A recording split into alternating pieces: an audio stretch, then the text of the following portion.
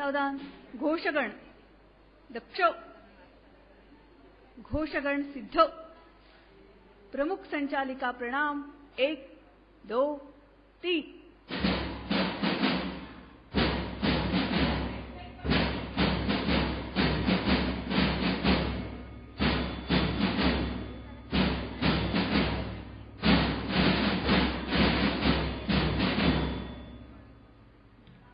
ध्वजारोहण।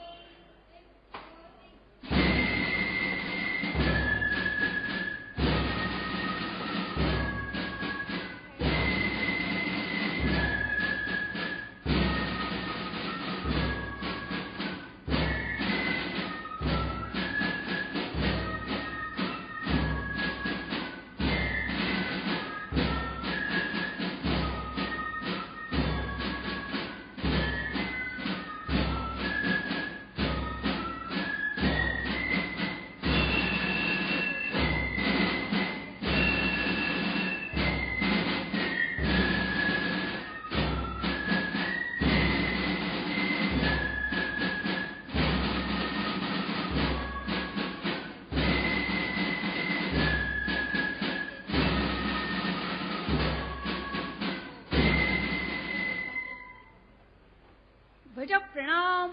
1 2 3।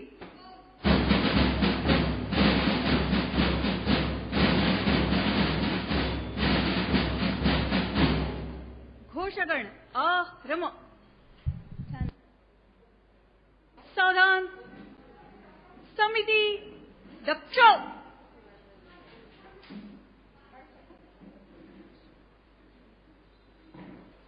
शस्त्र संभूतम शास्त्र संभूतम शस्त्र शास्त्र संभूतम भवतु भारतम। शस्त्र पूजा हेतु हे मां शक्ति हमको दीजिए, समर्पित श्री गुरु चरण में संगठित हमें कीजिए। शस्त्र पूजन हमारे भारतीय परंपरा का एक महत्वपूर्ण अंग है। जो शस्त्र हमें प्रेरक शक्ति देते हैं। समिति आरम।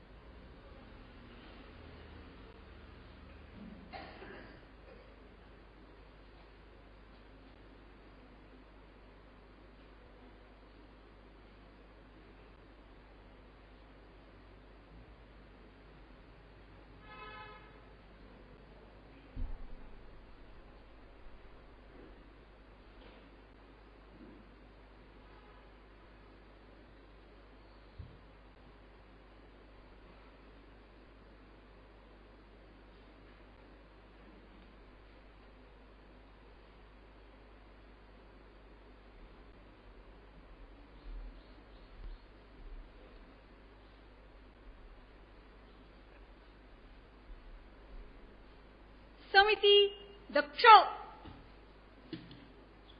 समिति आरम। समिति दक्ष। प्रमुख संचालिका प्रणाम। 1 2 3।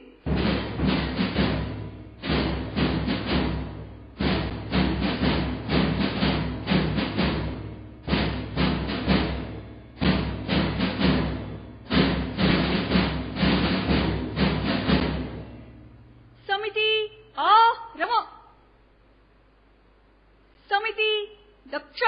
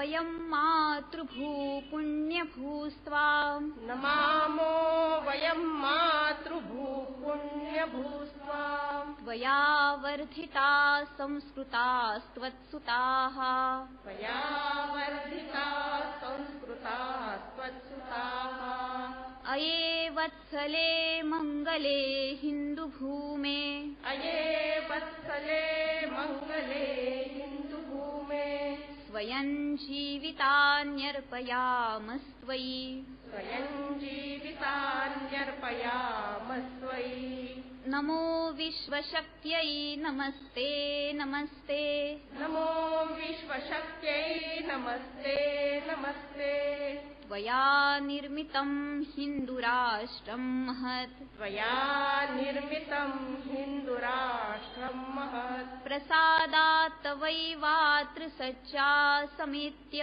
प्रसादात् तवैवात्र सज्जा समेत्य समालम्बितुं दिव्यमार्गं वयं समालम्बितुं दिव्यमार्गं वयं समुन्नामितं येन राष्ट्रन्न एतत् समुन्नामितं येन राष्ट्रन्न एतत् पुरो यस्य नम्रं समग्रं जगत् यो यस्य नम्रं समग्रं जगत् तदादर्शयुक्तं पवित्रं सती त्वं तदादर्शयुक्तं पवित्रं सती त्वं प्रियाभ्य सुताभ्य प्रयच्छाम्बते प्रियाभ्यः सुताभ्यः प्रयच्छाम्बते समुत्पादयास्मासु शक्तिं सुदिव्यां समुत्पादयास्मासु शक्तिं सुदिव्याम् दुराचार दुर्वृत्तिविध्वंसिनीं दुराचार दुर्वृत्तिविध्वंसिनीम् पिता पुत्र भ्रातृंश्च भर्तारमेवं पिता पुत्र भ्रातृंश्च भर्तारमेवम् सुमार्गं प्रति प्रेरयन्तीमिह सुमार्गं प्रति प्रेरयन्तीमिह सुशीला सुधीरा समर्था समेताः सुशीला सुधीरा समर्था समेताः स्वधर्मे स्वमार्गे परं श्रद्धया स्वधर्मे स्वमार्गे परं श्रद्धया वयं भावि तेजस्वि राष्ट्रस्य धन्याः वयं भावि तेजस्वि राष्ट्रस्य धन्याः जनन्यो भवेमेति देह्याशिषम् जनन्यो भवेमेति देह्याशिषम् भारत माता की जय। भारत माता की जय। ध्वज प्रणाम 1 2 3 समिति आरंभ। प्रात्यक्षिक में जो बहनें हैं वो खड़े रहेंगे, बाकी सबके लिए सावधान दक्ष उपविश। घोषगण दक्ष अर्धवृत प्रचल।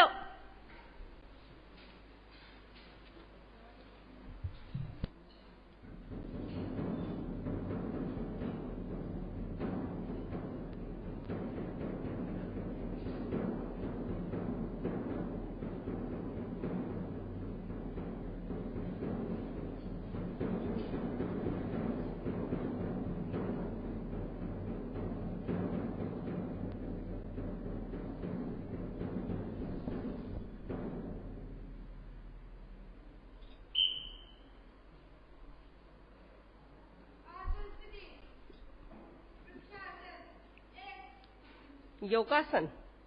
योग कर्मसु कौशलम। हमारे दिनचर्या का आरंभ योगासन से होता है। इस कोरोना काल में योगासन और प्राणायाम के माध्यम हमारे लिए बहुत हितकारी रहे हैं।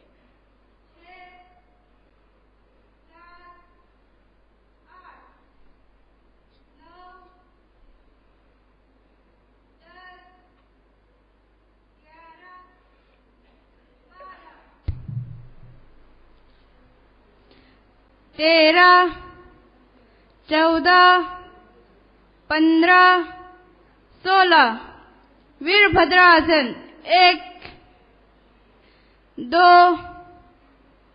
3 4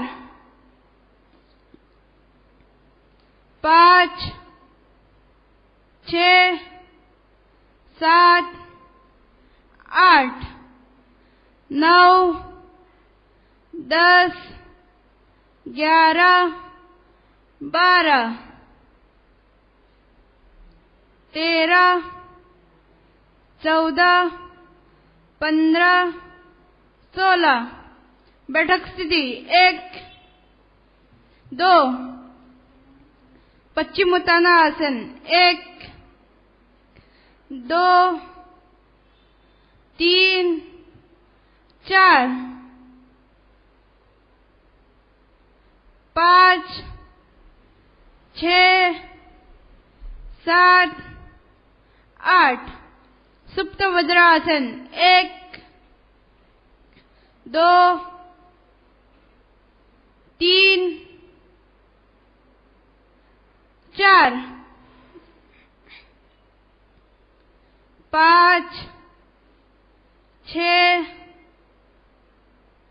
7 8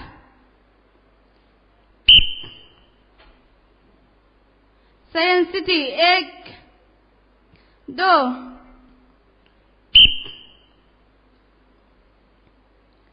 भुजंगासन 1 2 3 4 5 6 धनुरासन 1 2 3 4 5 6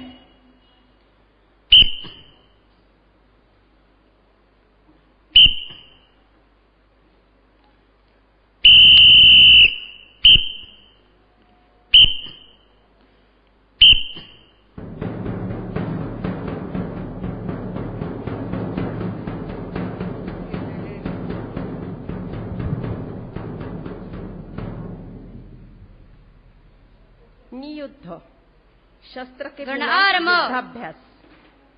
गणदक्ष आपातकाल में बिना शस्त्र से भी नियुद्ध युद्ध किया सिद्ध। जा सकता है। भूमि वंदन 1 2 3 4 5 6 7 मुष्टि प्रहार क्रमशः 1 2 3 क्रमशः 2 1 2 3 क्रमशः 3 1 2 3 क्रमशः 4 1 2 3 प्रयोग सिद्ध। प्रयोग 1 चतुष्क क्रमशः 1 1 2 3 2 1 2 3 3 1 2 3 4 1 2 3 प्रयोग 2 क्रमशः 1 2 3 2 1 2 3 स्वस्थ सिद्ध। प्रयोग 3 क्रमशः 1 2 3 4 5 2 1 2 3 4 5 प्रयोग 4 क्रमशः 1 2 3 4 2 1 2 3 4 पूर्ववत नियुद्ध सिद्ध। भूमि वंदन 1 2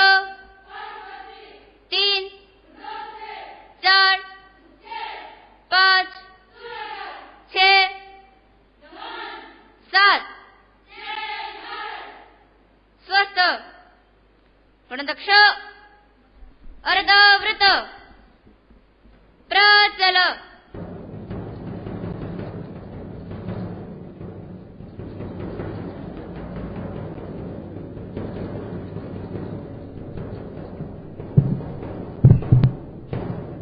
व्यायाम योग। व्यायाम और योगासन का सुंदर मिलाप। गणारम गणदक्ष संगठन योग की स्थिति। सांघिकता भी हमें इससे एक दिखाई हजार देती है। योग लगातार करो।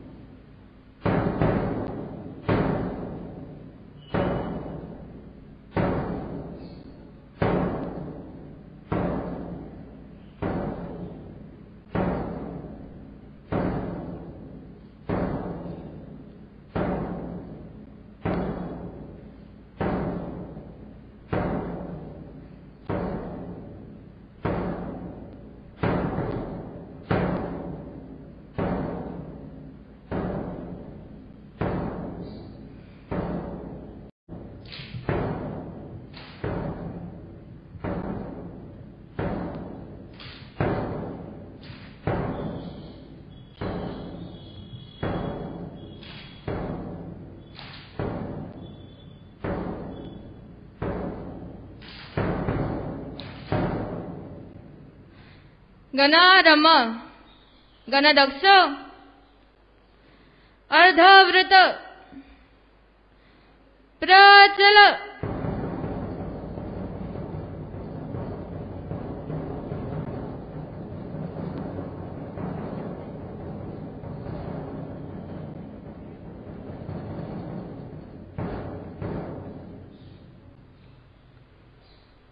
उपविश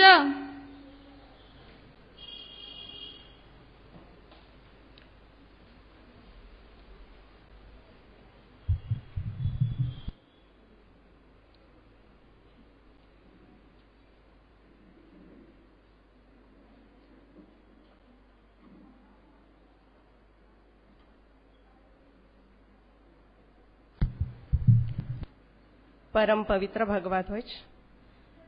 हमारी सबकी शक्ति आराध्या देवी अष्टभुजा, इसी की हम गत 9 दिन से आराधना करते आ रहे हैं।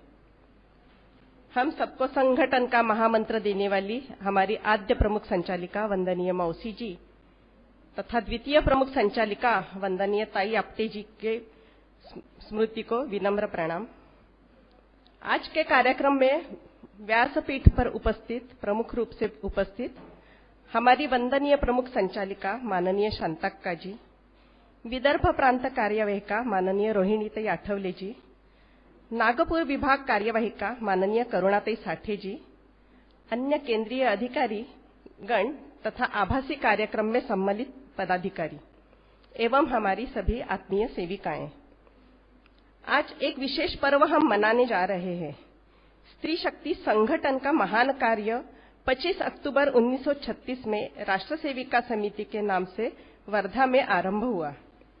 आज 84 साल बाद फिर 25 अक्टूबर 2020 को हम विजयादशमी के दिन ही हमारा यह विजयादशमी उत्सव मना रहे हैं।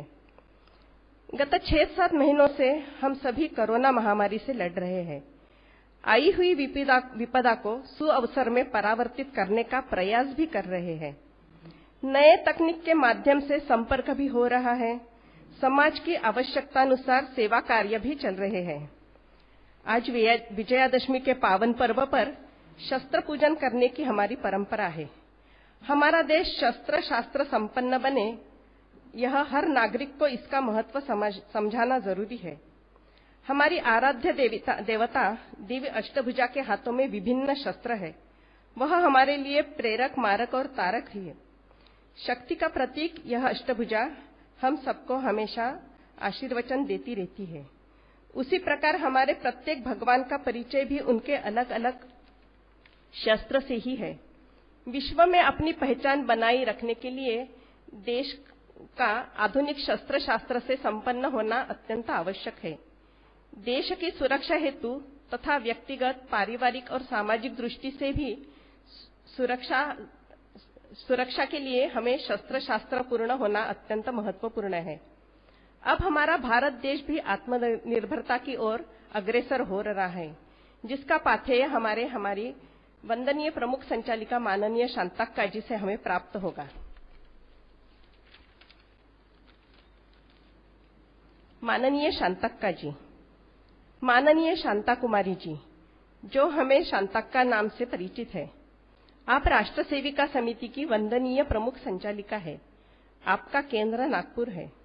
आपने एमएससी गणित और एमएड तक शिक्षा प्राप्त की है। आपने भारतीय विद्या भवन में कुछ साल अध्यापन का कार्य किया है। 1995 से आपने स्वेच्छानिवृत्ति लेकर प्रचारिका के रूप में समिति कार्य का आरंभ किया। बंगलोर महानगर कार्यवाहिका से अखिल भारतीय प्रमुख कार्यवाहिका, विश्व विभाग प्रमुख, ऐसे विभिन्न दायित्व का निर्वहन आपने किया है। 2012 से आप वंदनीय प्रमुख संचालिका जी हैं। समिति कार्य हेतु America, Canada, Ninad, Guyana, UK आदि देशों में आपका प्रवास हुआ है। हिंदी, अंग्रेजी, संस्कृत के साथ साथ दक्षिण की भाषा आपको अवगत है। आपके देश विदेश के प्रवासी अनुभव कार्यकर्ताओं के लिए प्रेरक है। आपके कार्य की प्रेरणा से मातृत्व भाव की अनुभूति होती है।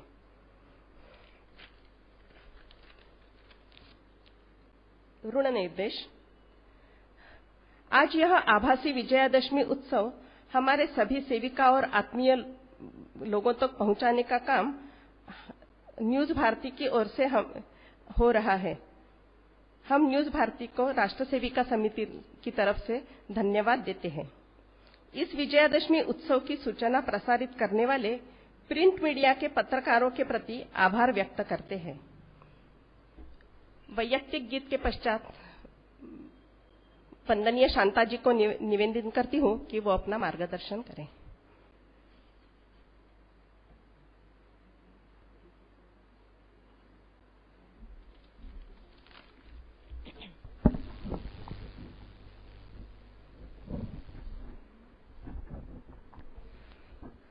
नवविहान परवनया चेतना है नित नवीन, आत्मनिर्भर मंत्र से राष्ट्र होए फिर प्रवीण। जय तु जय जय भारतम, जय तु जय जय भारतम, आत्मनिर्भर भारतम, जय तु जय जय भारतम। नये शोध अन्वेषण धारणा हो दृढ़ सही, कर्म के सुवास से विहस उठेगी यह मही। चिर वैभव ज्ञान का अतीत की धरा से ले, भारत भविष्य को सवारने युवा चले। आत्मशौर्य तेज युक्त देशभक्ति में तल्लीन, आत्मनिर्भर मंत्र से राष्ट्र होए फिर प्रवीण। काम छोटे हो बड़े नहीं सुक्रांति आ गई, शस्त्र रक्षा के गढ़े कल्पना ये भा गई। अगणित कलाम बन भूक्षितिज के भेद ले, हर नए प्रकल्प में बहा स्वयं का स्वेद दे। स्थानीय वैश्विक हो कला होगी युग युगीन, आत्मनिर्भर मंत्र से राष्ट्र होए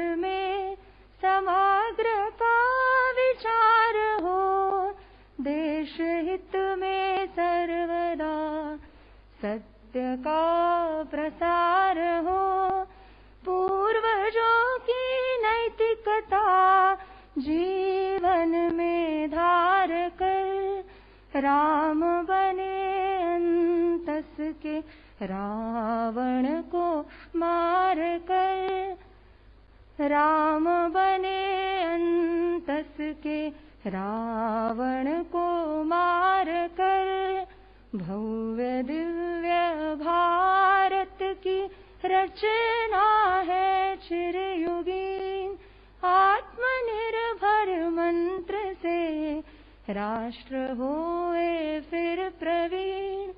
जय तु जय जय भारतम, जय तु जय जय भारतम, आत्मनिर्भर भारतम, जय तु जय जय भारतम, जय तु जय जय भारतम, जय भारतम।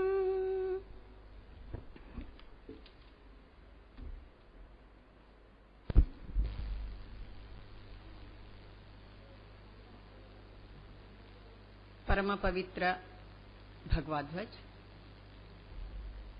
माननीय रोहिणीताई, माननीय करुणाताई, वंदनीय प्रमिलाताई जी, अन्य आत्मीय बहनों और बंधुगण,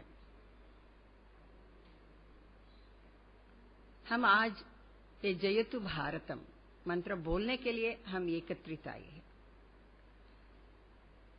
और वसुधा जी ने भी बताया आज के दिन का विशेषता क्या है।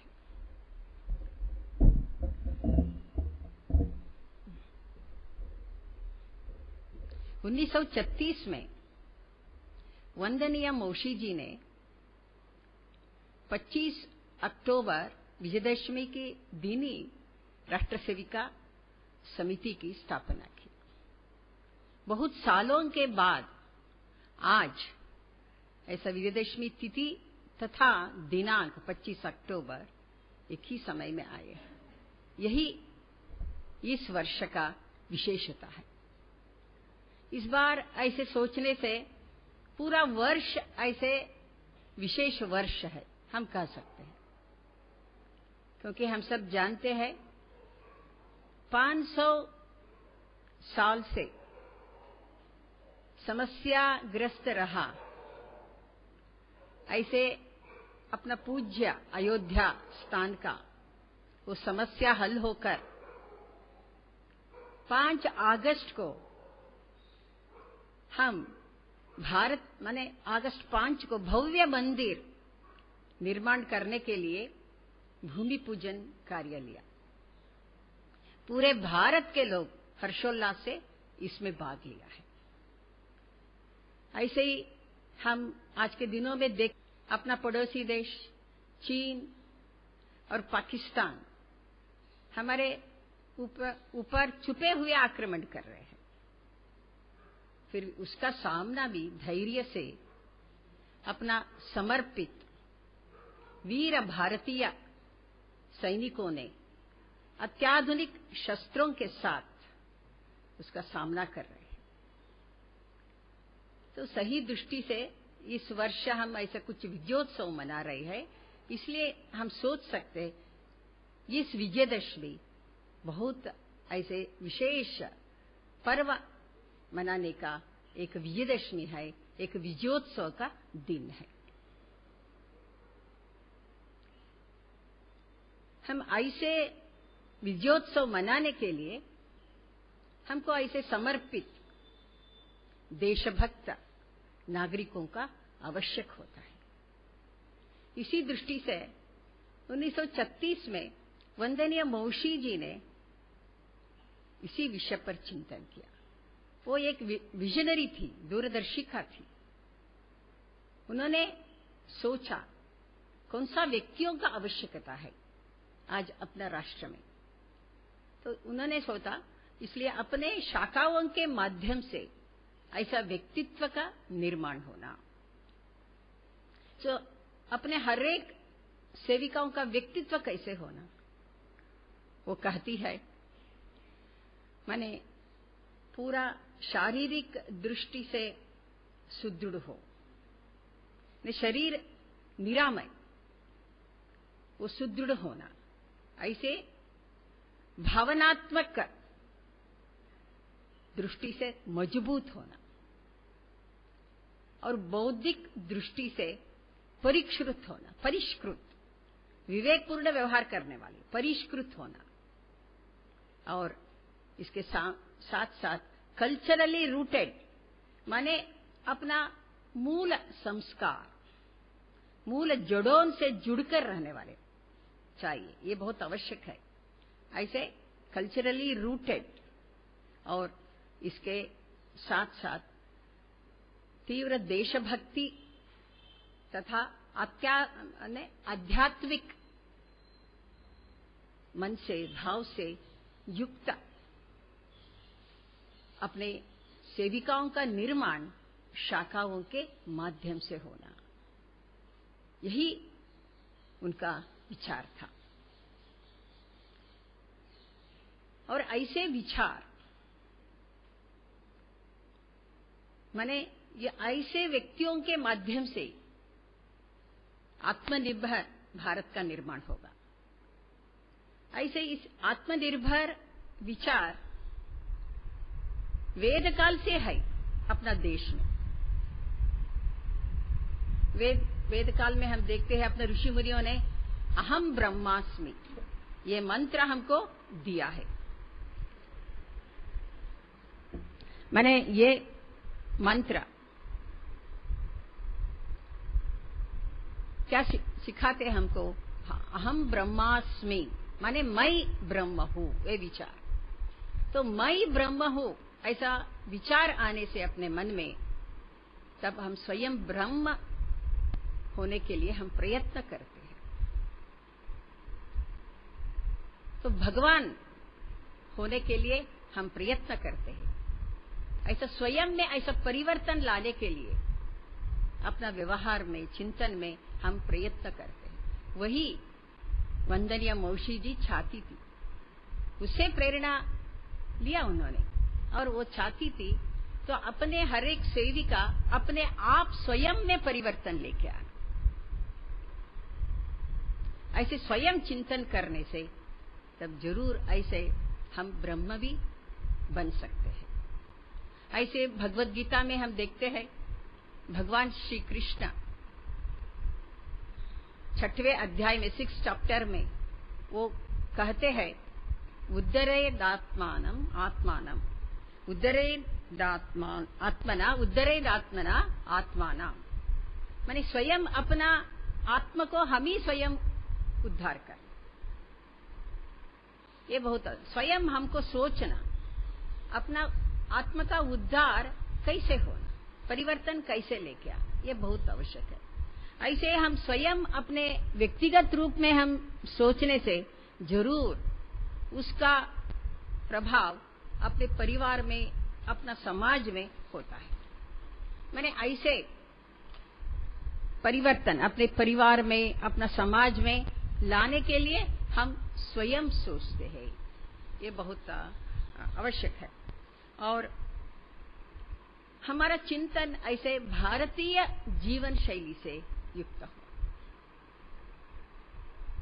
तो इसलिए हमारे परिवारों में, अपने देश में बहुत वेद कालों से इस विचार से युक्त है, और इस सभी महान पुरुष लोगों ने ऐसा चिंतन करने के लिए सभी को वो प्रेरित कर रहे हैं। और ऐसे चिंतन, ऐसे संस्कार हर परिवार में होना आवश्यक है। ऐसे परिवार में ऐसे चिंतन होने से ही संस्कार मिलता है, तब परिवार भी ऐसे अपना मूल भारतीय चिंतन से आत्मनिर्भर हो सकता है। अपना हिंदू जीवन शैली को अपनाना, अपना मूल चिंतन को अपना देश में अपनाना, ये बहुत आवश्यक है। अपना परिवार में अपनाना, तब परिवार से ये प्रारंभ करने से, स्वयं से पहले प्रारंभ करना। वंदनीय मौशी जी ने कहा ऐसे तो अपना स्वयं के व्यक्तित्व के माध्यम से अपना परिवारों में भी ऐसे चिंतन प्रक्रिया प्रारंभ होना और प्रत्यक्ष क्रियान्वयन होना, केवल चिंतन करना ऐसा नहीं है। तो प्रत्यक्ष अपना दैनंदिन जीवन में आचरण में लेके आ, तब क्या होता है, तो वही हर परिवार में ऐसे व्यक्तित्व का निर्माण होता है। यही वंदनीय महर्षि जी की चिंतन था। और ऐसे देखने से भारत में बहुत पहले से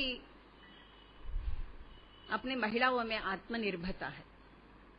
हम देखते हैं, उदाहरण के लिए वेदों में ऐसे कुछ लोगों का नाम भी दिया है।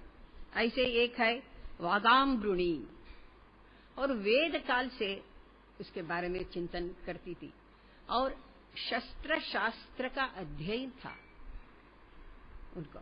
शस्त्र कैसे उपयोग करना ये भी जानती थी और शास्त्र का अध्ययन भी उनके पास में था। ऐसे उन्होंने अन्य अनेक विषयों में भी उनका अध्ययन था।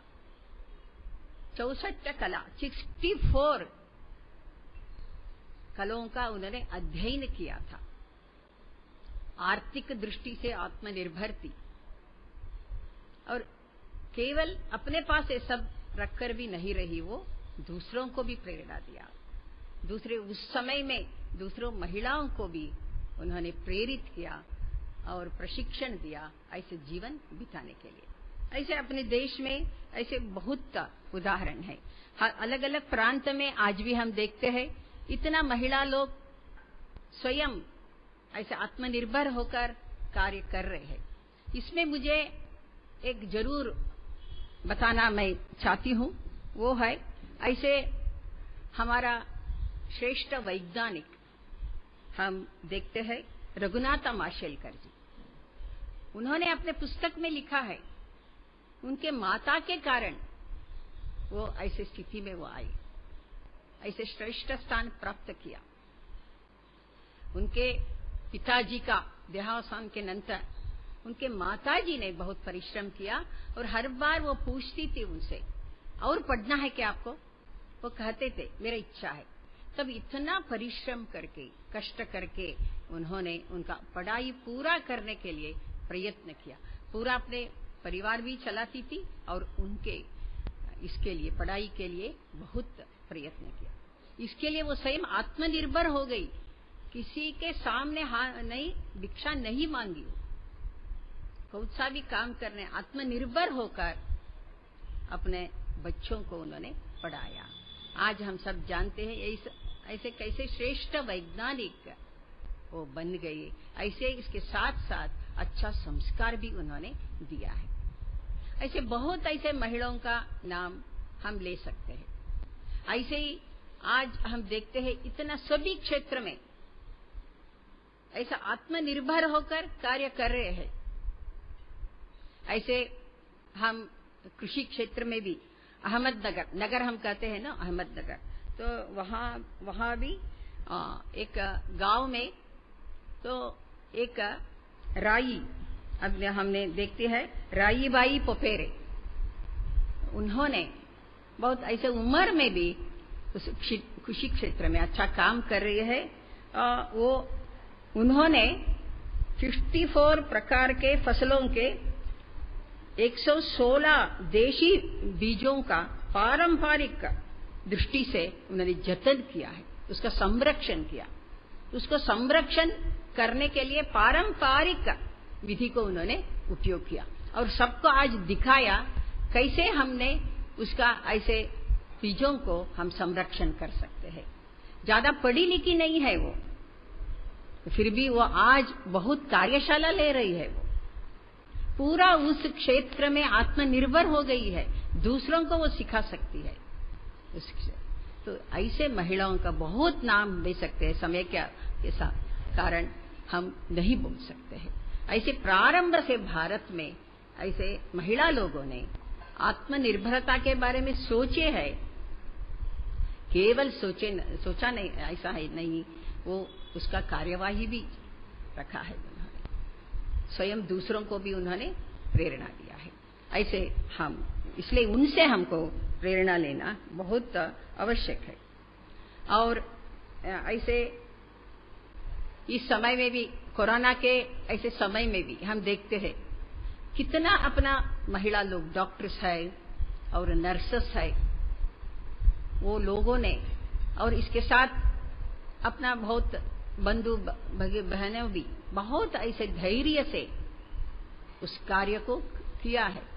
और ऐसे नए नए ऐसे आविष्कार करके भी सैनिटाइजर करने का होगा, और छोटा छोटा मास्क बनाने का होगा, और ये सब किट बनाने का होगा। ऐसे नए नए तरीका से भी सोचकर वो सब कार्य किया। इतना ही नहीं है, बहुत धैर्य से सेवा कार्य में भी भाग लिया। हम सब जानते हैं अपना संघ बंधु और समिति सेविकाओं ने भी,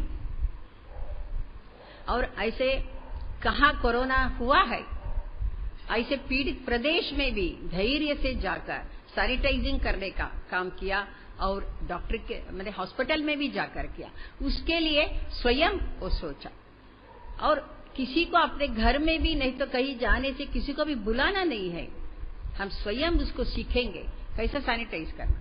उसमें भी सैनिटाइज करने के समय भी हम मुंबई में मैं भी प्रवास में गई थी, तब पता चला उसके नए नए तरीका से भी अपने तरुणी लोगों ने ढूंढ लिया था, कैसे आसान से हम पूरा भवन बहुत कम समय में सैनिटाइज कर सकते हैं, इसके लिए क्या क्या उपयोग कर सकते हैं। ऐसा बहुत नया नया आविष्कार भी उन्होंने किया था। तो ये देखते हैं तो हमेशा भारत में प्रारंभ से अपने महिला लोगों ने आत्मनिर्भर होकर कार्य किया है। और इसके साथ साथ भी अपने हम देखते हैं तो वो ये करने के समय तो इससे हम सोचते हैं जरूर हम आत्मनिर्भर भारत का निर्माण हम कर सकते हैं, क्योंकि पहले से अपने मन में ये सोच है। और आत्मनिर्भरता का एक ऐसे प्रथम चरण है माने स्वदेशी भाव जागरण।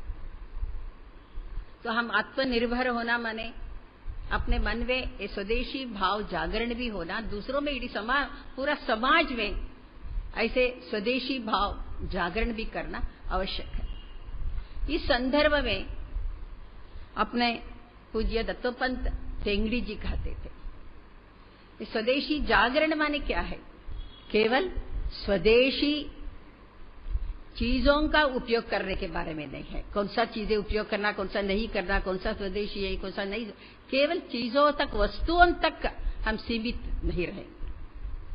तो स्वदेशी भाव जागरण माने हर विषय पर स्वदेशी चिंतन होना, हर क्षेत्र में स्वदेशी चिंतन होना, केवल वस्तु के बारे में हमने सोचना है, विषयों के बारे में हमारा स्वदेशी चिंतन होना, ये बहुत कहते थे। ऐसे ही हमारा पंडित दीनदयाल उपाध्याय जी भी बहुत बार कहते थे, क्या कहते, हमारा व्यवहार चिंतन कैसे होना?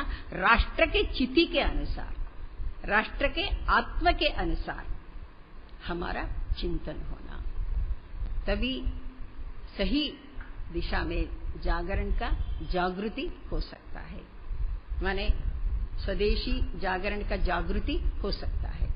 तो ऐसे वो कहते थे। तो इसलिए हमारा कुछ भी हम करने से तो हमारा भारतीय चिंतन के आधार पर हमको सोचना आवश्यक है। इसलिए परिवार के संदर्भ में हम कहते कि समय भी हम कहते हैं इसके बारे में चिंतन करना आवश्यक है। तो आर्थिक दृष्टि से भी हम चिंतन करते हैं, तो आर्थिक दृष्टि से परिवार में भी कहीं भी हो, आर्थिक दृष्टि से भी हम चिंतन करने से वो धर्म आधारित होना, क्योंकि भारतीय मूल चिंतन है धर्म आधारित चिंतन। तो इसको हम अधिक जोर देने का आवश्यकता है, तब हम आत्मनिर्भर भारत होने का सही दिशा हमको मिलता है। इस दृष्टि से हम सबको सोचना, माने हम ऐसे सोचने के कारण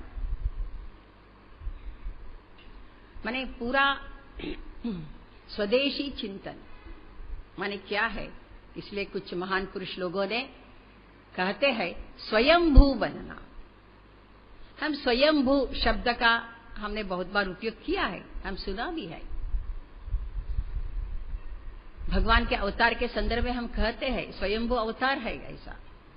तो ये स्वयंभू का अर्थ क्या है? स्वयंभू का अर्थ है अवतीर्ण के पहले, माने उसका पूरा अवतार होने के पहले ही पूर्ण होना, अवतार के समय में भी पूर्ण होना, अवतार के नंतर भी पूर्ण होना। ऐसे होने से हम पूर्णत्व के ओर जाते हैं। स्वयंभू माने पूर्णत्व के ओर जाना, ये बहुत आवश्यक है। माने इसलिए हमारे श्रेष्ठ महान पुरुष लोगों ने बताते थे, पूर्णत्व के ओर जाना माने हर विषय पर, हर क्षेत्र में परफेक्शन होना, हम परफेक्ट होना, हम ये इसको ही हम पूर्णत्व हम कहते हैं। तो ऐसे हम सोचने से कोई भी चिंतन करो, कोई भी कार्य करो, कैसे भी हमारा जीवन शैली, वो सब जीवन शैली हो, हिंदू जीवन शैली, हमारा व्यवहार हो, हमारा परिवार में चिंतन हो, राष्ट्र समाज में चिंतन हो, उसमें परफेक्शन बहुत आवश्यक है। ऐसे परफेक्ट होने से ही दूसरों के ऊपर भी अपना व्यवहार का प्रभाव होता है। हमारा चिंतन को वो स्वीकार करते हैं, क्योंकि वो चिंतन इतना परफेक्ट रहता है, सभी के लिए आवश्यक रहता है। एक उदाहरण इस संदर्भ में मैं देना चाहती हूँ। अमेरिका के एक फ्लोरिडा ऐसे स्थान है, उसका निवासी श्री जॉनसन, मिस्टर जॉनसन हम कहते हैं, उन्होंने अपने घर में पूरा सब्जियों को वही उगाते हैं, माने पूर्ण वो शाकाहारी है, बन गया है, शाकाहारी बन गया है, और फल चाहिए स्वयं उगाते हैं। और इसके साथ साथ कुछ हम आयुर्वेदिक औषधि उपयोग करते हैं, कषाय, काढ़ा हम कहते हैं, उसका तैयारी के लिए वो अदरक भी उगाते हैं और हल्दी। उसको क्या क्या चाहिए वो सब अपने घर में, वो कहते हैं मैं पूरा आत्मनिर्भर हूं। तो कहाँ ये सोच आया उनके, क्यों उन्होंने ऐसे प्रारंभ किया?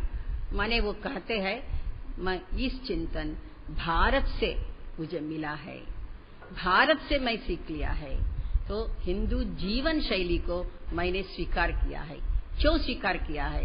ऐसा किसी ने प्रश्न पूछने से वो कहते हैं मुझे समझ में आ गया, ऐसा हिंदू जीवन शैली के कारण ही अपना मन स्वच्छ होता है, सकारात्मक सोच रहता है।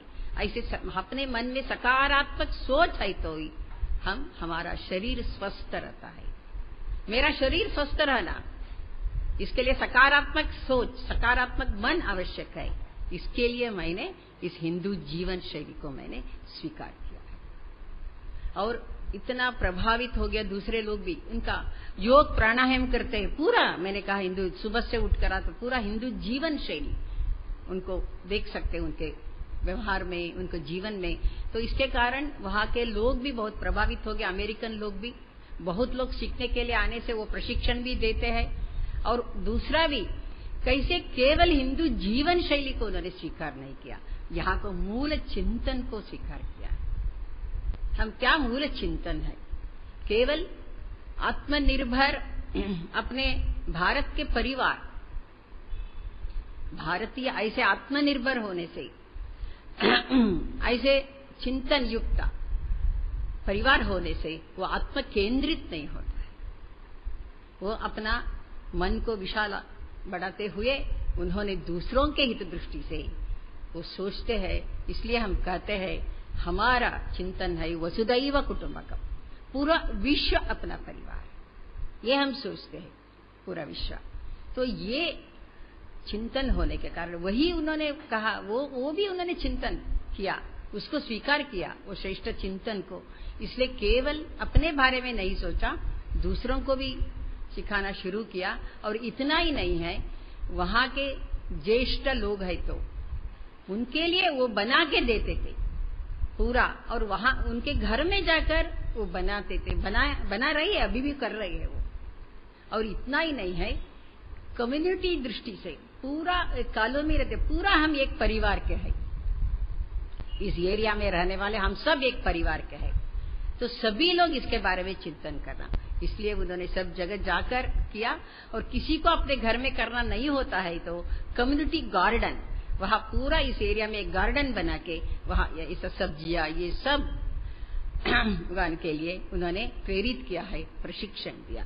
ऐसे पूरा हम देख सकते हैं उनको कारण वहां पूरा उस एरिया शाकाहारी बन गया है और पूरा हिंदू जीवन शैली को उन्होंने स्वीकार किया, उसका आनंद भी ले रहे हैं। वो कहते हैं ऐसे जीवन शैली से बहुत आनंद हो रहा है, मन को समाधान मिल रहा है।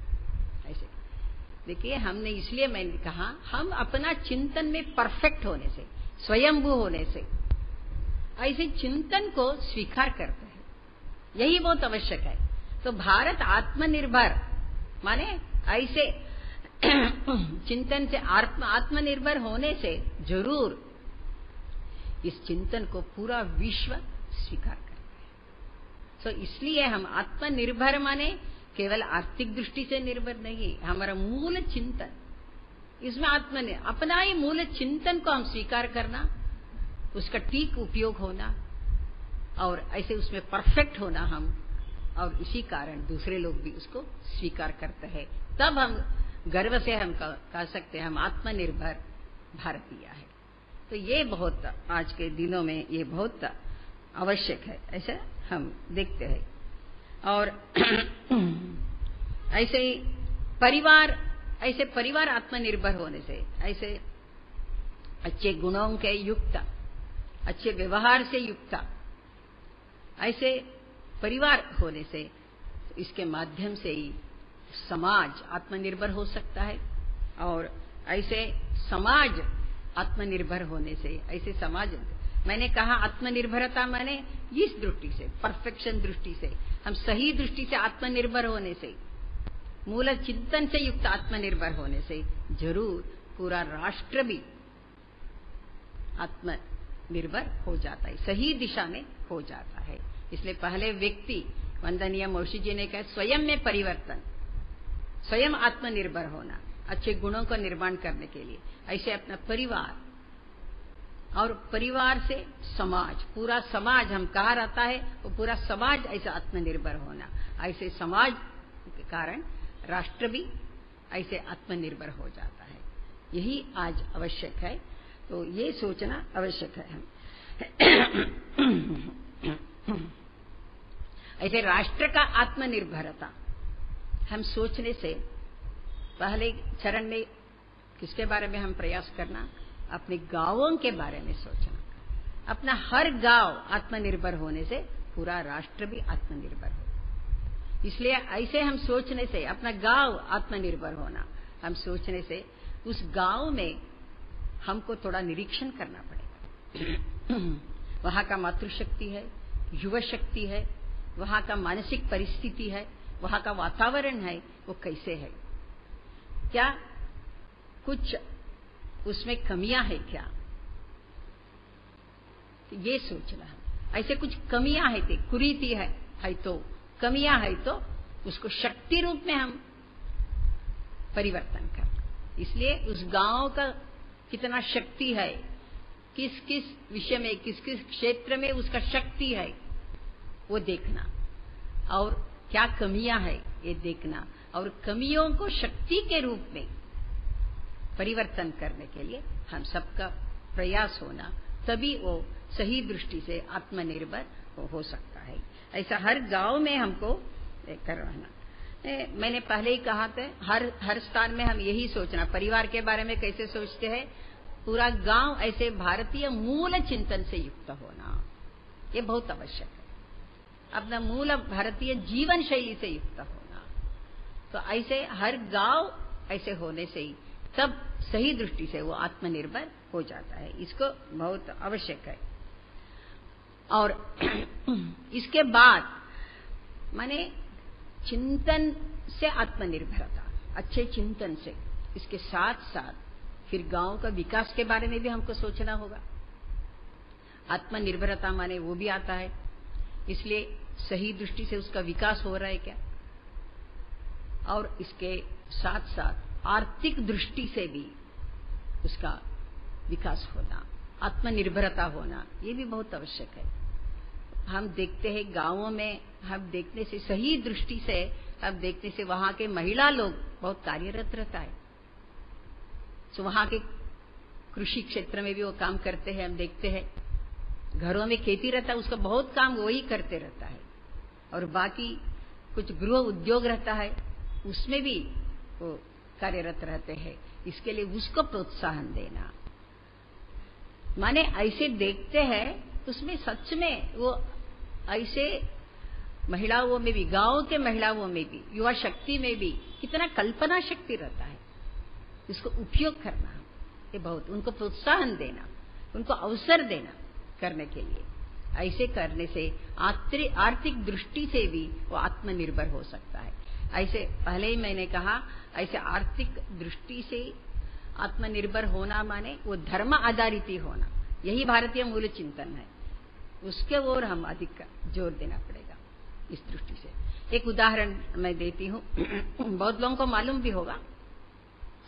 छत्तीसगढ़ प्रांत में ऐसे कुछ वनवासी क्षेत्र, गांव में ऐसे महुआ फूल ज्यादा होता है। वो फूल एक बार ये सब कोरोना प्रारंभ हो गया, तो उसके संदर्भ में वहां जानकारी देने के लिए, सब जागरूक करने के लिए कुछ लोग आए थे, महिला लोग, आशा वर्कर, ये सब हम कहते हैं, वो लोग आए थे, आंगनवाड़ी शिक्षिका, उनको सब बता रहे थे तो सैनिटाइजर उपयोग करना, ये करना। तो वो लोगों ने पूछा, वहां के महिला लोग आए थे, वनवासी क्षेत्र के महिला लोग, तो सैनिटाइजर मैंने कहा, उन्होंने सब विवरण दिया कैसे। वो उन्होंने विवरण देकर कैसे तैयार, ऐसे से पूछते थे, ऐसे सहजता से, उसको सुनकर वहां के एक वनवासी महिलाओं को उन्होंने उसके बारे में चिंतन शुरू किया। उनको लगा हम यहाँ महुआ फूल उपयोग कर रहे, उसमें वो शक्ति है। उन्होंने क्या वर्णन किया, तो इसके आधार पर तो उन्होंने सोचा महुआ फूल से हम तैयार कर सकते हैं। उन्होंने उनके साथ चर्चा किया, उनको बहुत अच्छा लगा, कितना कल्पना शक्ति है, और नई तरीका ढूंढ लिया उन्होंने तब। और उन्होंने तुरंत उसके बारे में चर्चा किया, उनको पूरा प्रोत्साहन दिया और सहयोग भी दिया। इसके कारण महुआ फूल से आज सैनिटाइजर तैयार हो रहा है। इसके कारण वनवासी उस क्षेत्र, उस गांव में सभी महिलाओं को काम मिल गया, रोजगार मिल गया। सब लोग तैयार करते हैं, इतना अच्छा हो, बहुत ऐसे अच्छी तरह से, क्वालिटी बहुत अच्छा है उसका। इसके कारण आज केवल गांव में उपयोग कर रहे हैं, भारत में उपयोग कर रहे हैं, ऐसा नहीं है, वो बाहर देशों में भी वो एक्सपोर्ट हो रहा है।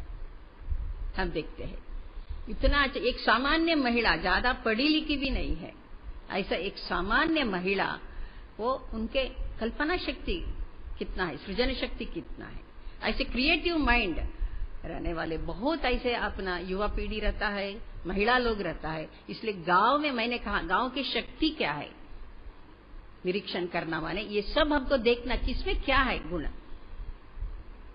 क्या प्रतिभा है, ऐसे देखकर उसको प्रोत्साहन देने के लिए वो लोग अपने गांव के बारे में स्वयं सोचते हैं।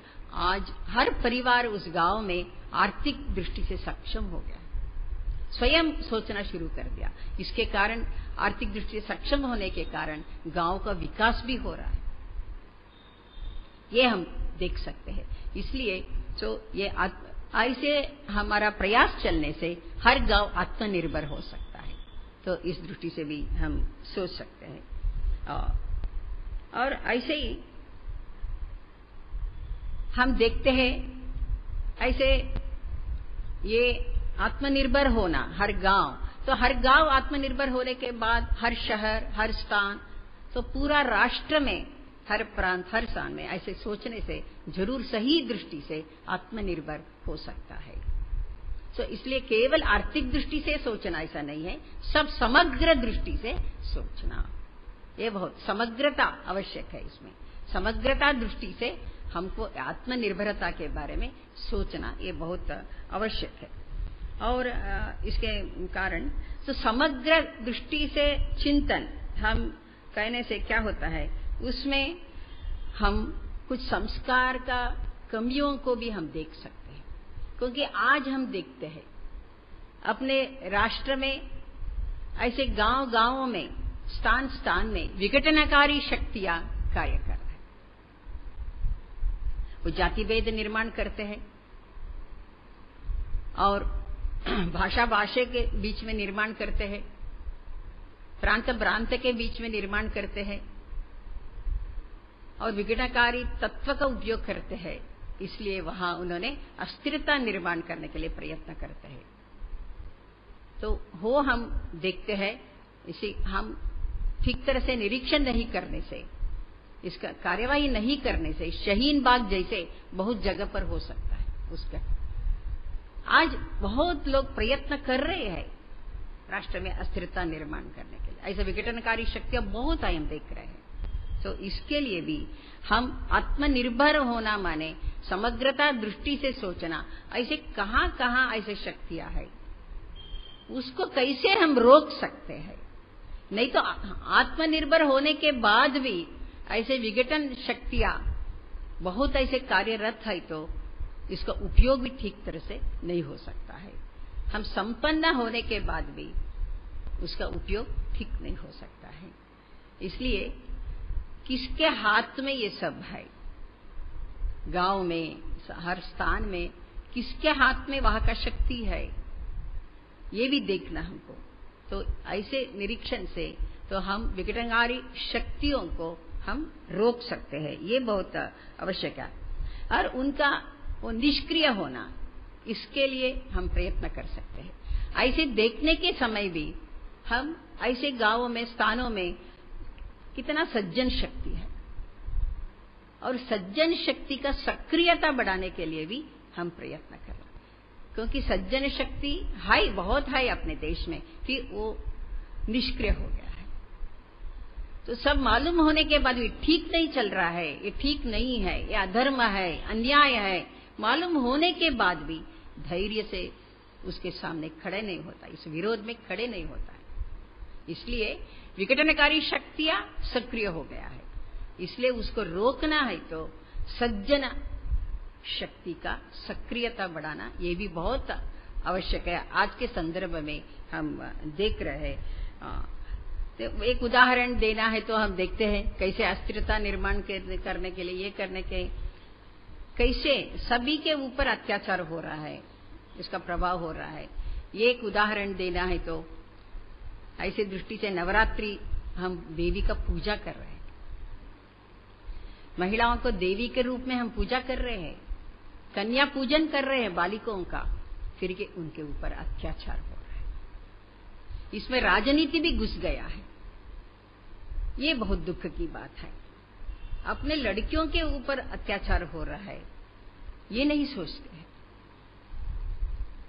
अपना पक्ष के बारे में, अपना स्थान के बारे में सोचने वाली, वह राजनीति लेके आने वाले भी लोग हैं।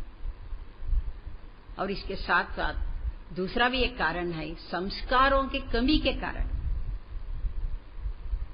कि परिवारों में, विद्यालयों में, सभी जगह ऐसे संस्कारों के कमी के कारण आज हम देखते हैं ऐसे घटना चल रहा है। बहुत दुख की बात प्रतिदिन हम देखते हैं।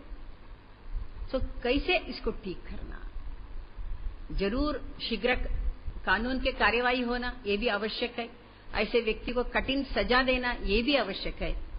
इसके साथ साथ इसका कारण क्या है वो भी हमको देखना, उन लोगों का मानसिकता कैसे रहता है, कैसे ऐसा विकृत मानसिकता निर्माण होता है, तो क्या कमियां है, इस दृष्टि से सोचकर लड़के और लड़कियों में दोनों का दृष्टिकोण में परिवर्तन लाने के लिए हम प्रयत्न कर सकते हैं क्या?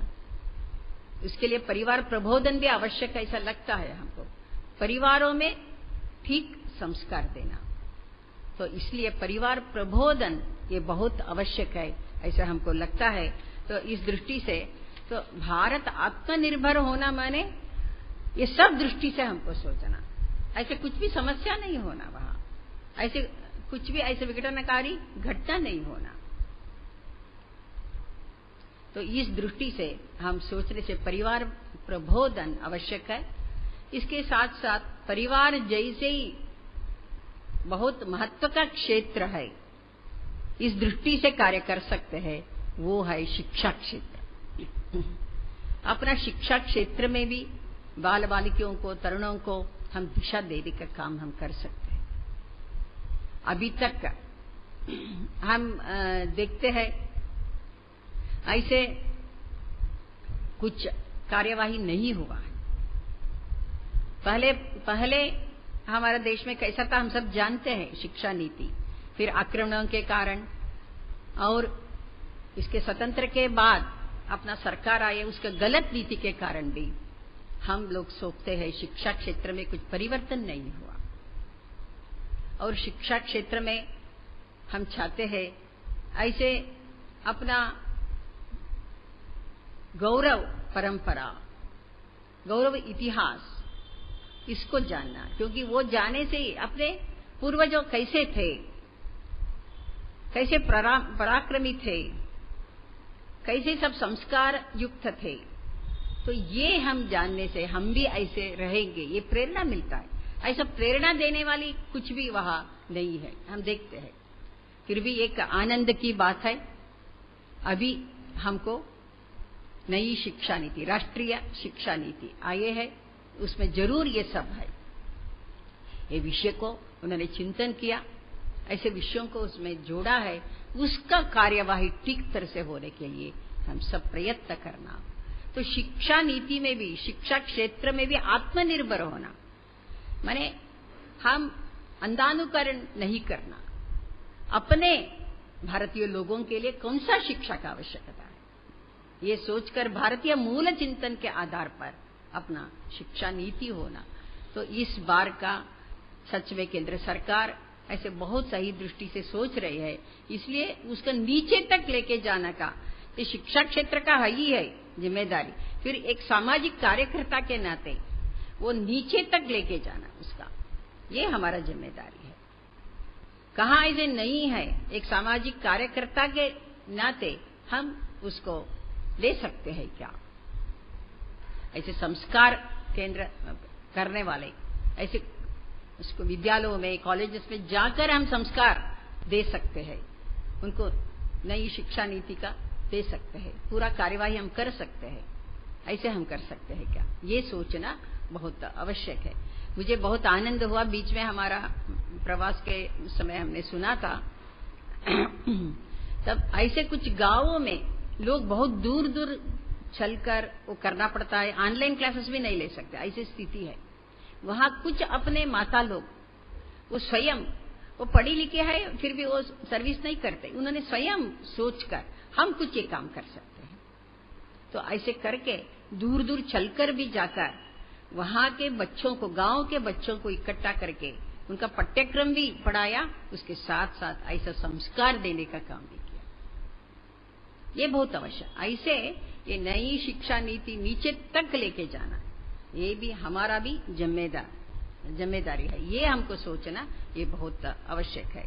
और दूसरा, इस शिक्षा नीति में, नई शिक्षा, राष्ट्रीय शिक्षा नीति में और एक अंश भी जोड़ा है, वो आज तरुण पीढ़ी को, युवाओं को तो प्रोत्साहन देने के काम, माने ऐसे अपना सृजन शक्ति, क्रिएटिव माइंड उपयोग करके इनोवेटिव आइडियाज, ऐसे अन्वेषण कार्य में, शोध कार्य में कार्यरत होना, इसके कारण वो ऐसे कुछ इनोवेशन वो कर सकते हैं, एक नई नई चीजें निर्माण कर सकते हैं। क्योंकि हम सब जानते हैं अपने भारतीय परंपरा क्या है, वेद काल में वैज्ञानिक क्षेत्र में भी हम कितना योगदान करते थे, पूरा विश्व को योगदान किया है।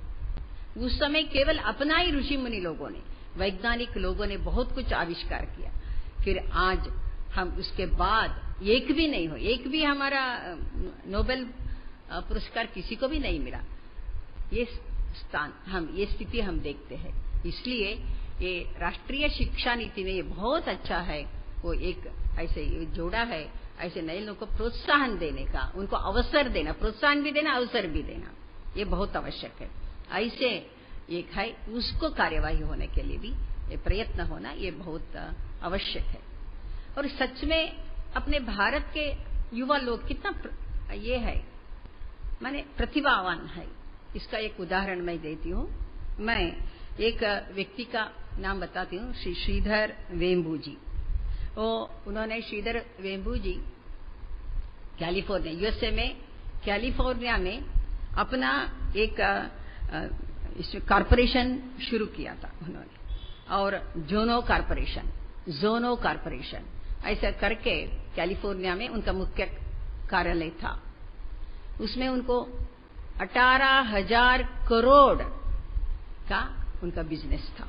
वहां इतना संपत्तिवान व्यक्ति, वो उन्होंने एक दिन निश्चय करके, ये सब होने के बाद अभी पिछले साल ही, तो वहां से अपना मुख्य कार्यालय को चेन्नई के पास का एक छोटा गांव में, तो उन्होंने उसको शिफ्ट कर दिया है। वो मतालम पैरे ऐसा तमिलनाडु का ये एक छोटा गांव है, तो उसमें उन्होंने अपना मुख्य कार्यालय को शिफ्ट कर दिया। उस समय सभी ने कहा आप क्यों ऐसे कर रहे हैं? तब उन्होंने एक ही वाक्य कहा, मैं जानता हूं अपने भारतीय युवा लोग बहुत प्रतिभान्वित है, उनको केवल अवसर नहीं मिल रहा है, उनमें बहुत कल्पना शक्ति है, उसको प्रोत्साहन देना, अवसर देना। मैं ये करने से जरूर अपने मातृभूमि का सेवा करने का मुझे आनंद मिलता है, इसलिए मैं वापस जाने। सब लोगों ने कहा बहुत नुकसान हो जाएगा। उन्होंने कहा कोई बात नहीं है, मैं तैयार हूं नुकसान लेने के लिए, फिर मैं चाहता हूं अपने भारत के युवा पीढ़ी को प्रशिक्षण देना, उनको ठीक सहायता होना। इसलिए वापस आए, वहां शुरू किया। सच में उन्होंने कहा, मैं पहले भी मुझे विश्वास था, अभी और विश्वास निर्माण हो गया भारतीय युवा पीढ़ी के बारे में। इतना नए नए आइडिया उन्होंने मुझे दिया, वो कहते हैं, और वो नया आइडिया का उन्होंने उपयोग किया। इसके कारण उनका बिजनेस बढ़ गया। और वो कहते हैं पिछले साल से भारत में आने के बाद उन साल से उनको और 3,410 करोड़ रुपए अधिक लाभ हुआ है पिछले साल से। तो इसलिए वो कहते हैं, आप लोगों ने कहा था मुझे नुकसान हो जाता है, देखो केवल वहां भारतीय शक्ति का उपयोग किया, भारतीय चिंतन का उपयोग किया है, भारतीय बुद्धिमत्ता का उपयोग किया, और किससे बाहर से कुछ भी नहीं। उन्होंने कहा इतना प्रतिभा भारत में है। उन्होंने आज वहां गांव के दूसरे लोगों को भी, तो उसको तरुण लोगों को प्रशिक्षण दे रहे हैं, उनको प्रेरणा देते हैं, और सेवा कार्य में भी लगे हैं। सभी को शिक्षा मिलना, ठीक शिक्षा, गांव-गांव में उन्होंने ऐसे स्कूल्स भी निकाल रहे हैं। ऐसे बहुत अच्छा काम वो कर रहे हैं, वो हम देखते हैं। ये आवश्यक है आज। ऐसे देने से ही आर्थिक दृष्टि से, सभी दृष्टि से भारत आत्मनिर्भर हो जाएगा जरूर। कौन कौन वो तरुण लोग, उनको मैंने नया आइडिया दिया था, उनको क्या किया? उन्होंने केवल अपने बिजनेस में उपयोग किया ऐसा नहीं है, वो स्वयं आत्मनिर्भर होने के लिए उन्होंने प्रयास किया। इसके कारण वो स्वयं उद्योजक बन रहे हैं। एक सामान्य गांव के तरुण व्यक्ति अपने बुद्धि शक्ति को उपयोग करते हुए एक उद्योजक बन रहे हैं। ये उनका मूल संकल्प यही है, वो श्रीधर वेम्बू जी का। ऐसे उद्योजक, स्वयं सोचने वाली, इनोवेटिव आइडियाज और इनोवेशन क्षेत्र में जाने वाले ऐसे व्यक्तियों को मुझे निर्माण करना, उद्योजक बन, ऐसे वो कहते हैं। तो ये हम देखते हैं। तो ऐसे दृष्टि से हर व्यक्ति सोचने से तब जरूर आत्मनिर्भर भारत सभी क्षेत्र में हो जाता है। ये आज बहुत आवश्यक है। और आज हम देखते हैं आर्थिक क्षेत्र में बहुत आत्मनिर्भर भारत, ऐसे कहने से भी सबको मन में यही विचार आता है आर्थिक क्षेत्र। इसे हमने पहले बाकी सब दिया है। सभी क्षेत्र में हमको आत्मनिर्भरता होना ये बहुत आवश्यक है। ऐसे देखने से आर्थिक क्षेत्र में भी हम देखते हैं अति वो महत्वपूर्ण है। आर्थिक क्षेत्र में भी ऐसा आत्मनिर्भरता होना। ऐसे भारत कैसे था, हम बहुत लोगों को हम सब जानते हैं। मैं हिंदी विवेक का एक लेख में मैं पढ़ती थी, वहां वो लेखक ने लिखा है। तो वहां के एक वो है प्रोफेसर अंगस मेडिसन, ऐसा व्यक्ति, ब्रिटिश के व्यक्ति, उन्होंने लिखा है, अपना एक पुस्तक है। तो उस पुस्तक में वर्ल्ड इकोनॉमी ऐसा पुस्तक है, उसमें उन्होंने लिखा है 11वीं शताब्दी में भारत व्यापार क्षेत्र में प्रथम अंक पर थे, प्रथम स्थान पर थे, प्रथमांक प्राप्त किया था उन्होंने। वो कहते हैं मैंने इतना अच्छा हमारा व्यापार चलता था और केवल हम एक्सपोर्ट ही करते थे, इंपोर्ट नहीं था। उस क्षेत्र में अधिक प्रमाण से अपना कार्य था, हम कहते हैं। तो इसलिए और निर्यात ये बहुत ज्यादा था अपना, हम कर सकते हैं। फिर हम देखते हैं अनेक आक्रमणों के कारण और अपना, मैंने कहा ना उस समय स्वातंत्र के बाद के अपना सरकार का कुछ गलत नीति के कारण भी हम देख सकते हैं उसमें बहुत कमी आ गई और अनेक इसमें निर्यात घट गई और आयात अधिक इसमें होना शुरू हो गया। हम इंपोर्ट करना हर छोटा चीजें भी, हर सामान्य चीजें भी, वस्तु भी हम इंपोर्ट करना प्रारंभ कर दिया। हम स्वयं इधर कर सकते थे, ऐसे नहीं किया। मैंने कहा ना गलत नीति के कारण सब कुछ हम इंपोर्ट करना प्रारंभ कर दिया, इसलिए हमारा आर्थिक क्षेत्र में भी इतना कमी हो गया।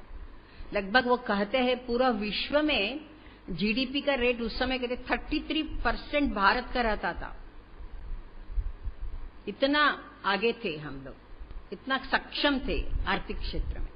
आज क्या स्थिति है हम देखते हैं। इसके मूल कारण हमारा गलत नीति और हमारा मनोभाव, अरे स्वदेशी चिंतन नहीं है, मूल भारतीय चिंतन नहीं होने के कारण भी ये सब हम देख रहे हैं। तो इस दृष्टि से भी आर्थिक क्षेत्र में आत्मनिर्भरता होना ये बहुत आवश्यक है। इस दृष्टि से भी हम सब लोग सोचना। और दूसरा हम देखते हैं हर क्षेत्र के बारे में हम सोचने से हमको समझ में आता है आज के इसमें माने मनोरंजन क्षेत्र में भी, मनोरंजन क्षेत्र में कैसे अपना युवा लोग प्रभावित हो रहा है। बहुत ऐसे गलत नीति के कारण वहां का प्रभाव समाज में विकृत रूप धारण कर रहे हैं। और इतना कला है, अपना सिनेमा है, नाटक है, संगीत है, उसका उपयोग अच्छी दिशा कर देने के लिए हम कर सकते हैं। क्यों ऐसा हो रहा है? क्योंकि हम आत्मनिर्भर नहीं है। अपना सिनेमा हो, नाटक हो, संगीत हो, अन्य कला हो, मूल भारतीय चिंतन के आधार पर हो, यह हमने छोड़ दिया। वो मूल भारतीय चिंतन के आधार में नहीं होने के कारण ही हम देखते हैं सो गलत दिशा में वो जा रही है और उसमें राजनीति भी घुस गया। हम देख रहे, हमको न्यूज देखने का इच्छा ही नहीं होता, वही दिखाते रहता है। ऐसे हम कैसे गलत दिशा से में जा रहे हैं ये देखते हैं। ऐसे मनोरंजन क्षेत्र के बाद में हम सोचने से प्रजातंत्र का चौथा स्तंभ हम कहते हैं, फोर्थ पिलर हम कहते हैं, वो है प्रसार माध्यम। आज प्रसार समाज जागरण का, प्रसार माध्यम माने वो समाज जागरण का कार्य करना उनका दायित्व है। और सत्य वार्ता देना, सही वार्ता देना, सही न्यूज देना, करेक्ट न्यूज हम कहते हैं, वो देना। फिर आज क्या चल रहा है हम देखते, बहुत दुख होता है क्योंकि प्रजातंत्र का चौथा स्तंभ, फोर्थ पिलर हम कहते हैं, पूरा प्रजातंत्र का संरक्षण करने वाले हैं। ऐसे समय में वो भी गलत दिशा में कैसे जा रहे हैं और उसमें भी राजनीति घुस गया है।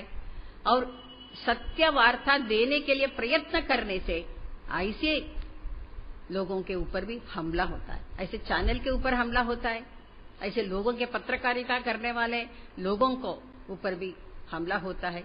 प्रिंट मीडिया, इलेक्ट्रॉनिक मीडिया, सभी तरह हम देखते हैं। तो ये स्थिति आज है। क्यों ऐसे हो रहा है? यहां भी हमने अपना भारतीय मूल चिंतन से दूर चले गए हैं। इस दृष्टि से हमको सोचना आवश्यक है।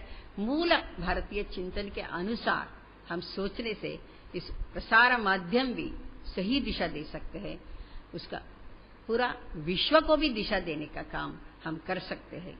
ऐसा बहुत बार ऐसे स्पर्धात्मक दृष्टि से भी करते हैं तो वो ऐसे केवल किसी के ऊपर रिवेंज लेने का काम हम करते हैं।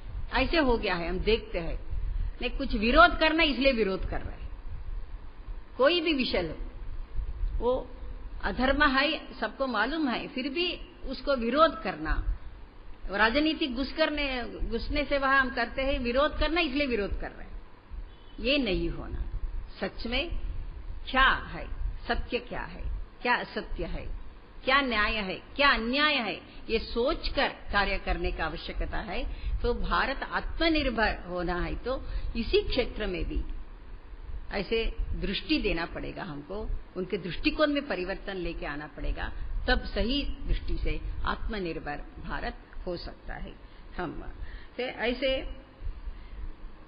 इसके कारण तो हम आज महसूस कर सकते हैं पूज्य अपना लोकमान्य तिलक जी का व्यक्तित्व के बारे में। वो पत्रिका धर्म के बारे में उन्होंने अच्छा कैसे दिशा दिया था। तो इसलिए इस क्षेत्र में आत्मनिर्भरता हमको प्राप्त करना है तो ऐसे व्यक्तियों का बहुत मार्गदर्शन आवश्यक है। वे व्यक्ति कैसे थे? सत्यनिष्ठ थे, निर्भीक थे, स्पष्टवादी थे और निस्पृह थे और परिश्रमी व्यक्ति थे। ऐसे पूज्य लोकमान्य तिलक जी का मार्गदर्शन अभी इस माध्यम में, प्रसार माध्यम के क्षेत्र में मिलने से जरूर हमको पता चलता है कैसे हम उसी क्षेत्र में भी हम आत्मनिर्भर हो सकता है। केवल भारत को नहीं है, पूरा विश्व को हम उस क्षेत्र में दिशा दे सकते हैं, ऐसा है। तो ऐसे ही अब दूसरे कृषि क्षेत्र है और ऐसे क्षेत्र में भी आज नया नया विधेयक आ रही है और उसका ठीक तरह से समझना और ठीक है तो प्रोत्साहन देना, केवल विरोध करना ऐसा नहीं है। तो इसलिए इसको समझकर हम करने का आवश्यकता है।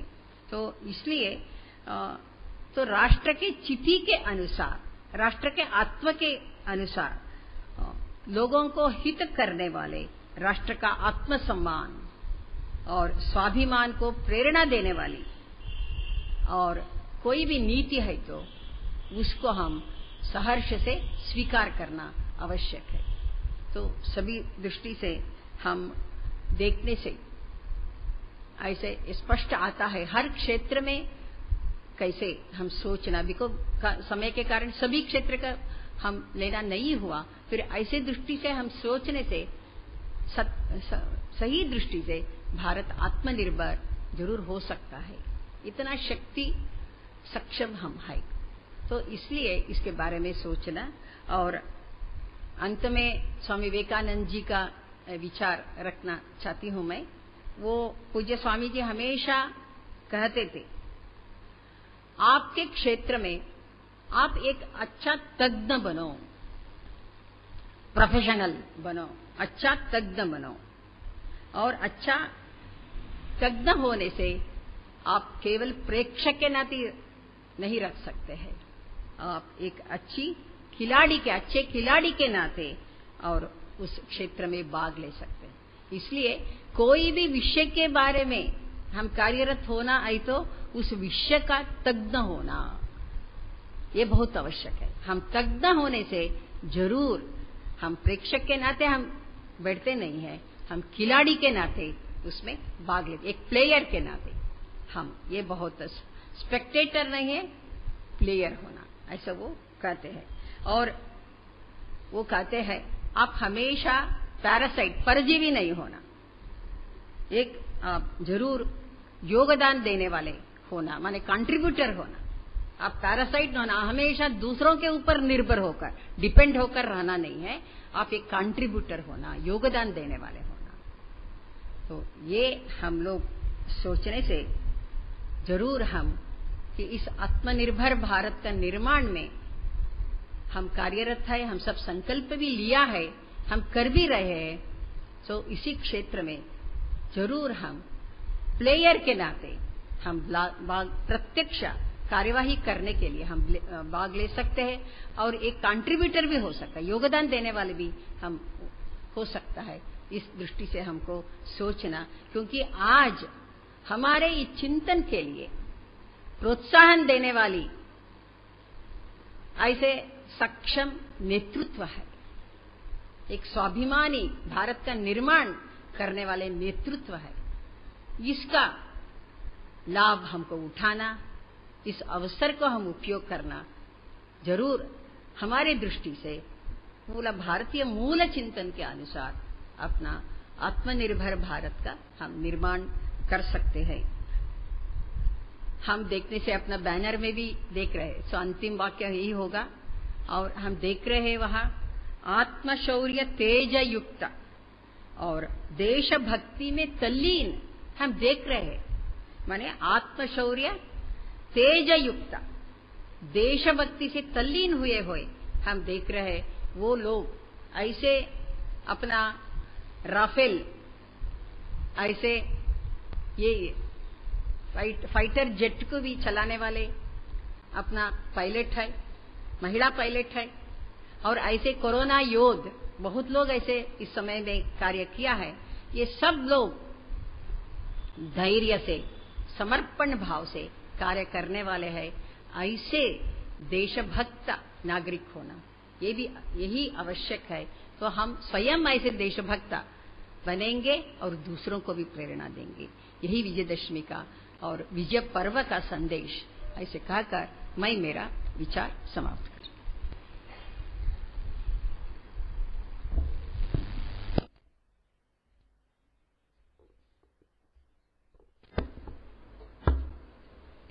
सांघिक गीत पहली पंक्ति के बाद एक साथ बोलना है। वंदे मातरम, वंदे मातरम, वंदे मातरम, माँ भारती वंदे मातरम, वंदे मातरम, वंदे मातरम, वंदे मातरम, माँ भारती वंदे मातरम, सुजलां मातरम, वंदे मातरम, वंदे मातरम, माँ भारती वंदे मातरम, सुजलां सुफलां वसुंधरां स्वर्णभूमि शोभे जगति, इथल्या कणाकणात रुजती सुसंस्कारांचे मोती, मनबुद्धीच्या गंगातुनी इतिहासाची होय निर्मिती, इतिहासाच्या पानोपानी कथा वीरांच्या वसती, वंदे मातरम, वंदे मातरम, वंदे मातरम, माँ भारती वंदे मातरम, रामकृष्णान संतांची मांदियाळी भूमी, प्राचीन वाचीन सुदे इथे नंदते नादी ज्योती, ज्ञातुनी निर्मित होय ज्ञान आणि विज्ञानाची, पुण्यभूमी ते नांदते ईश्वराची शिवशक्ती,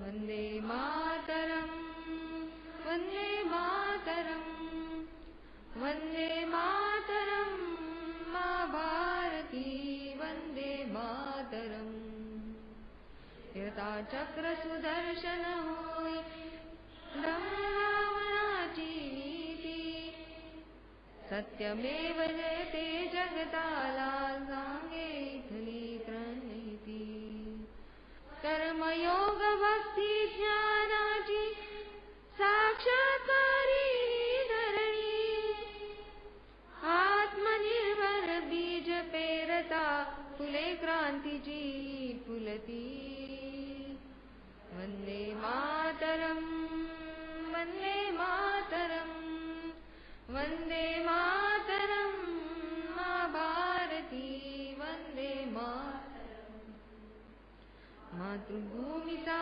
वाढे गौरव स्वाभिमान स्वस्वातुनी, स्वयं प्रेरणा स्वयं निर्मिती, स्वावलंबने जागृती, स्वयं पूर्ण भारत होय विश्वमस्तकी शिरोमणी,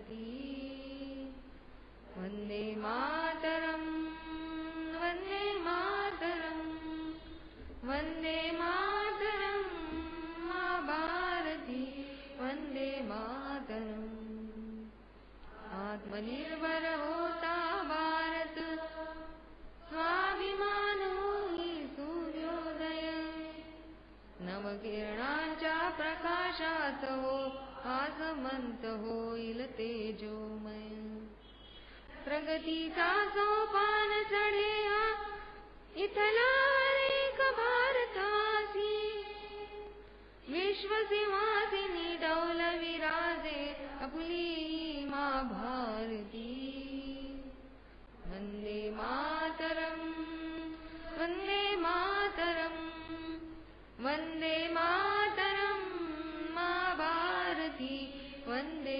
मातरम् वन्दे मातरम् वन्दे मातरम् वन्दे मातरम् मा भारती वन्दे मातरम् वन्दे मातरम् सावधान उत्तिष्ठ रमा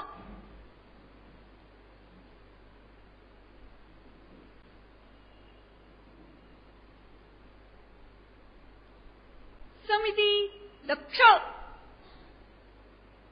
ध्वज प्रणाम 1 2 3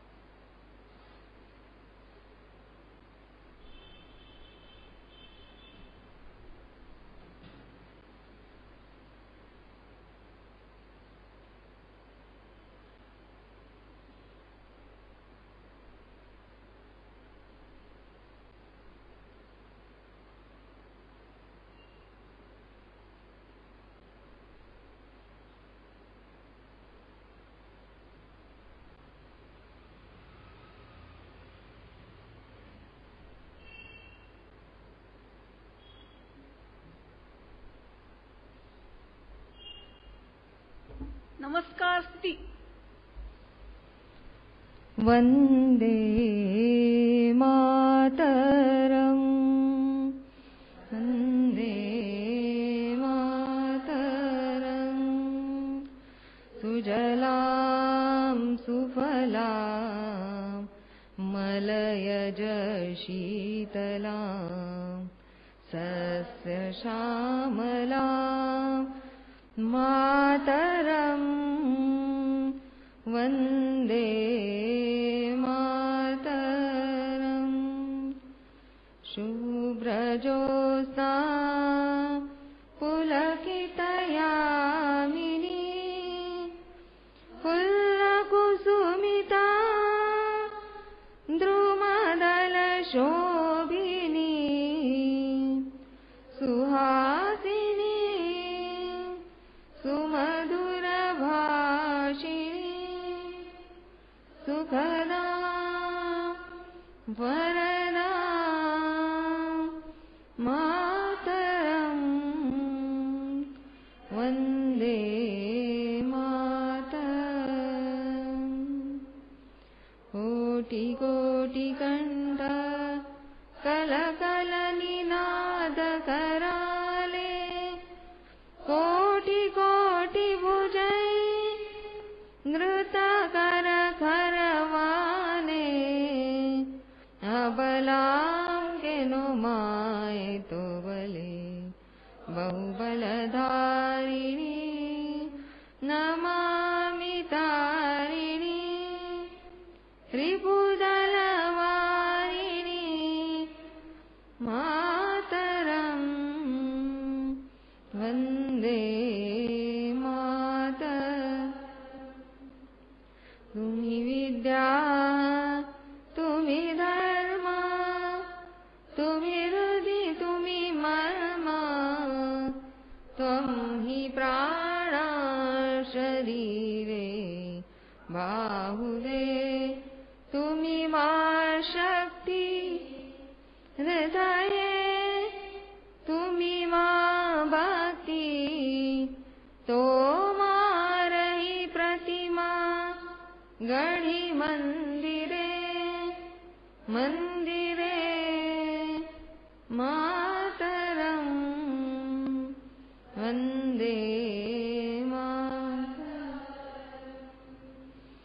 त्वं हि दुर्गा दश प्रहरणधारिणी कमला कमलदलविहारिणी वाणी नमामि त्वां मातरं नमामि कमलाम् अमलातुलां सुजलां सुफलां मातरं वन्दे